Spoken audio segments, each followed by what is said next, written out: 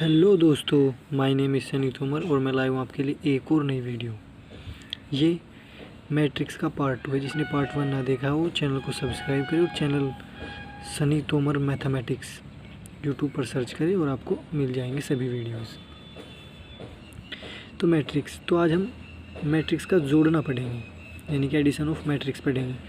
अब इसमें एक रेस्ट्रिक्शन है, एक प्रतिबंध है कि ऑर्डर सेम होने चाहिए। जिन अवयवों को हम जोड़ करेंगे या जिन अवयवों को हम ऐड करेंगे उनका ऑर्डर, इनके क्रम एक जैसा होना चाहिए। जैसे for example A is equal to, ये अवयव दिया है हमें, ये जो बिग ब्रैकेट होता है ये अवयव का नोटेशन होता है, ये नोटेशन ऑफ मैट्रिक्स होता है। तो ये अवयव किस क्रम का है? ये 2/2 क्रम का अवयव है, क्योंकि इसमें 2 पडी लाइन है।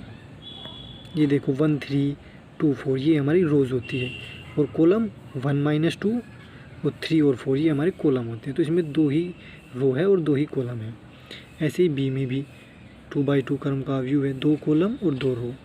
तो इनके ऑर्डर सेम है, ये भी 2/2 और ये भी 2/2, तो इनका योग संभव है। तो a + b निकालना है हमें, a + b। तो a रखा, फिर b रखा, बीच में प्लस, ऐसे तो करते हैं जोड़, और फिर अब इन्हें जोड़ देंगे। अब इनके संगत अवयव को जोड़ते हैं, इसमें हर अवयव को नहीं जोड़ते। यानी कि 1 में 3 जुड़ेगा, 3 में 0, -2 में -1, 4 में 2। संगत अवयव मैंने पहले बताया था। अब ये 1, ये देखो जो अवयव ए में 1 है इसे बोलते हैं हम A11, और बी अवयव में जो 3 है इसे भी हम A11 बोलते हैं। तो ये संगत अवयव हो गए। अब जैसे कि ये 3 है, ए अवयव में 3, ये है A12, इसे हम A12 के नाम से प्रदर्शित करते हैं। ऐसे ही बी में A12 क्या है? 0। तो ऐसे जुड़ते हैं ये A12 के साथ A12, A11 के साथ A11, A21 के साथ A21। अब आप समझ गए होंगे संगत अवयव मैं किन की बात कर रहा हूँ। तो 1 में 3, 3 में 0, -2 में -1, 4 में 2, a + b ये आ गया। Next question, a is equal to, इसमें दिया हुआ है ये, और ये किस क्रम का अवयव है? इसमें देखो 3 रो है, ये लेटी हुई लाइनों को हम रो बोलते हैं, यानी कि पंक्ति, 3 पंक्ति है और 2 स्तंभ। तो 3/2 क्रम का अवयव हो गया। b, ये b भी 3/2 क्रम का अवयव है, तो इसलिए इनका योग भी संभव है। अब हमें इसमें निकालना क्या है? 2a + 3b। अब 2a + 3b निकालने के लिए हमें पहले 2a निकालना होगा। तो 2a निकालते हैं। 2a कैसे निकालेंगे? ये रहा 2a, 2 × a की वैल्यू रख दी यहाँ 1624 - 35। फिर 2a इज इक्वल टू, अब 2 की मल्टीप्लाई कर दी। अब 2 की गुणा प्रत्येक अवयव में होती है, अवयव के प्रत्येक अवयव में, यानी कि 1 में भी, 6 में भी, 2 में भी, 4 में भी, -3 में भी और 5 में भी। ठीक है, तो कर दी मल्टीप्लाई। 2 की 1 में करी, 2 × 2, 2 की 6 में करी, 2 × 6 = 12, 2 की 2 में करी, 2 दूनी 4, 2 की 4 में करी, 2 × 4 = 8, 2 की -3 में करी, 2 × 3 = -6 और 2 × 5 = 10। ये हमारा 2a आ गया। अब 3b निकालने के लिए 3 से मल्टीप्लाई करेंगे b में, 3 4 - 2 में। अब मल्टीप्लाई करेंगे तो इसमें भी प्रत्येक अवयव में, अब गुना प्रत्येक अवयव में होगी। तो 3 3 = 9, 3 4 = 12, 3 1 = 3, 3 2 = -6, 3 2 = 6 और 3 1 = -3। ये हमारा 3b आ गया। अब 2a + 3b निकालना है। तो 2a + 3b, पहले 2a को रखेंगे, फिर 3b को रखेंगे, है ना। अब इन्हें जोड़ लेंगे। अब दोनों का क्रम तो सेम है तो जोड़ सकते हैं। अब 2 में 9 जुड़ेगा, 12 में 12 जुड़ेगा, 4 में 3, 8 में -6, -6 में +6 और 10 में -3, क्योंकि संगत अवयव जुड़ते हैं। तो 2 और 9 11, 12 और 12 24, 4 और 3 7, 8 में से 6 जाके 2, 6 और 6 0, 10 में से 3 जाके 7। ये हमारा आंसर हो गया। नेक्स्ट क्वेश्चन, अब देखते हैं सब्सट्रैक्शन, यानी कि अवयवों का घटाना। इसमें भी वही रेस्ट्रिक्शन है, ऑर्डर सेम होना चाहिए। अब जैसे ये a दिया हुआ है, a इज इक्वल टू 1 6 - 2 3 5 4, ये किस क्रम का अवयव है? 2/3, यानी कि इसमें 2 पडी लाइन है और 3 खड़ी, यानी कि ये 1 3 6 5 - 2 4 ये खड़े हैं ना, तो इन्हें हम स्तंभ बोलते हैं। मैं पहली वीडियो में कवर कर चुका हूँ। एंड b किस ऑर्डर का? ये भी 2/3, तो यानी कि इनका घटाना भी संभव है। तो घटाने के लिए क्या करेंगे? पहले 3 × a की वैल्यू पुट कर दी, और फिर मल्टीप्लाई में क्या होता है, सभी अवयवों में गुना होती है। तो 3 1 जा 3, 3 6 जा 18, 3 2 जा -6, 3 3 जा 9, 3 5 जा 15, 3 4 जा 12। फिर ऐसे ही 3a माइनस बी, अब 3a की वैल्यू रखेंगे और b की। अब फिर से देखेंगे इनके ऑर्डर सेम है क्या पता इनके ऑर्डर बदल जाए भाई। तो ऑर्डर अब भी सेम है, तो इसलिए इनका घटाना हम कर सकते हैं, इनके सब्सट्रैक्शन कर सकते हैं। अब फिर संगत अवयव ही घटेंगे, जुड़ेंगे भी संगत अवयव, घटेंगे भी। 3 में से 3 गया 0, 18 - 2 -6 -0 9 और माइनस, और यहाँ अवयव क्या है -1, 15 - 5 और 12 माइनस और फिर -2। तो 3 में से 3 जाके 0, 18 में से 2 जाके 16, -6 में से 0 जाके -6 और ये माइनस माइनस प्लस, 9 और 1 10। ऐसे 15 में से 5 जाके 10 और यहाँ पे 12 + 2 यानी कि 14। ये हमारा आंसर आ गया। नेक्स्ट क्वेश्चन, a = ये अवयव है और b = ये 3/2 क्रम का अवयव, ये भी 3/2 क्रम का अवयव है। तो यानी कि जोड़ घटा तो हम कर सकते हैं। हमें दिया हुआ क्या है, 2a + 3x = 5b, ये हमें दिया हुआ है और x की वैल्यू निकालनी है। तो सबसे पहले 2a निकालेंगे। अब मैंने डायरेक्ट कर दिया, ये देखो 2 8 जा 16, 2 0 0, 2 4 जा 8, 2 2 जा 4 और 2 3 जा 6 और 2 6 जा 12। ऐसे ही 5b डायरेक्ट किया हुआ है मैंने, ये देखो 5 2 जा 10, 5 2 -2 जा फिर से -10, 5 4 जा 20, तो ये 5b आ गया। अब हमारी इक्वेशन क्या थी, 2a + 3x = 5b। 2a की वैल्यू रख दी प्लस 3x और 5b की वैल्यू रख दी। ठीक है, अब हमें 3x की वैल्यू निकालनी है, तो 3x इधर रखेंगे और ये जो 2a है इसे दूसरी साइड ले जाएंगे।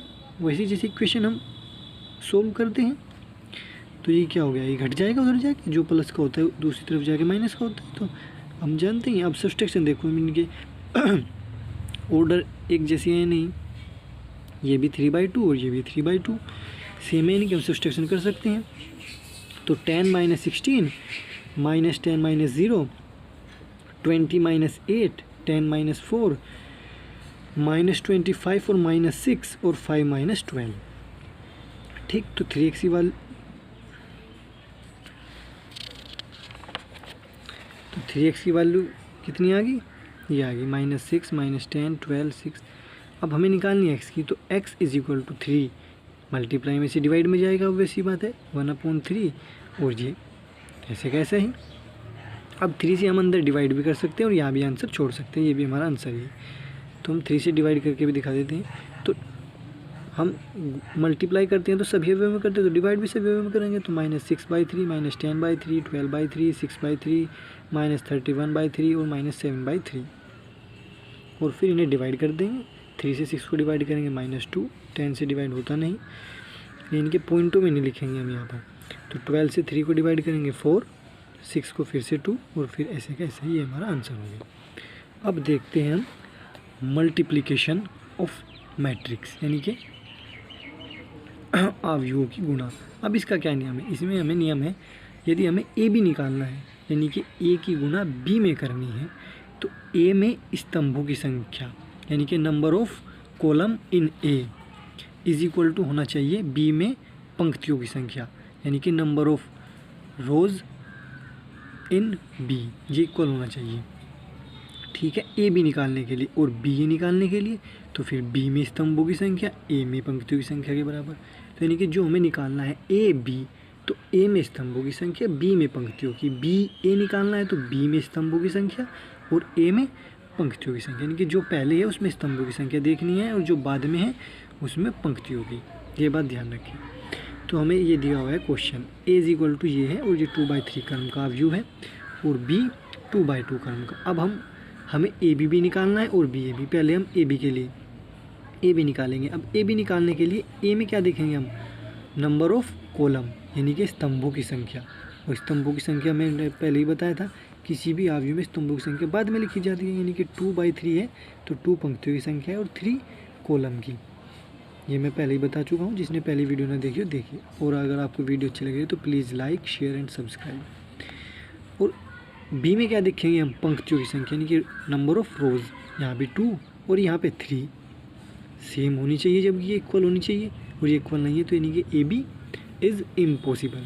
यानी कि ए बी असंभव है, यानी कि ए बी का हम मान ज्ञात नहीं कर सकते। अब बी ए के लिए देखेंगे। अब ये लिख दिया मैंने, ए रख दिया 2/3 क्रम का अवयव है और बी किस क्रम का अवयव है, वही 2/2 का। अब बी ए, अब हमें बी ए निकालना है। अब बी ए निकालने के लिए हमें बी में स्तंभों की संख्या देखनी पड़ेगी, कितनी है 2 है ना, और ए में पंक्तियों की संख्या कितनी है 2, तो B A is possible, same है। तो बी ए, अब पहले हम बी रखेंगे 2/2 और फिर ये, अब देखो यहाँ पर भी बी में स्तंभों की संख्या 2 और ए में पंक्तियों की संख्या 2 सेम है।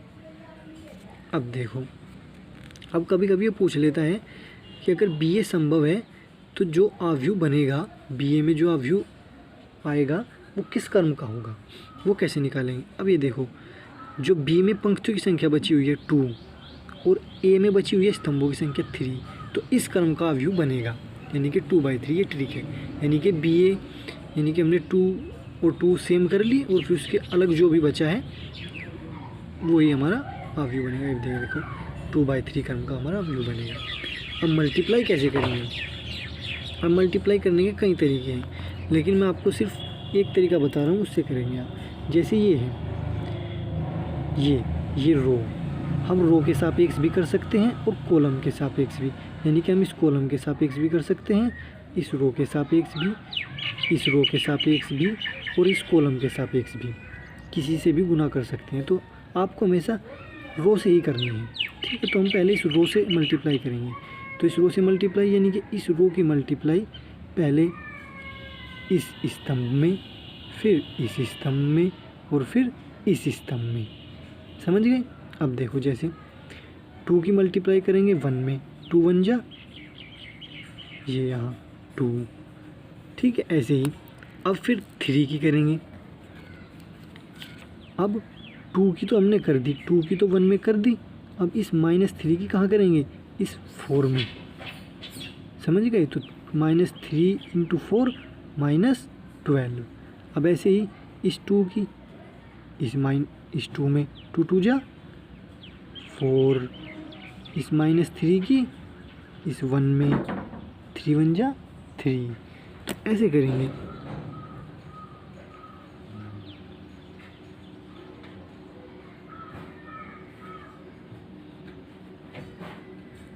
ठीक है,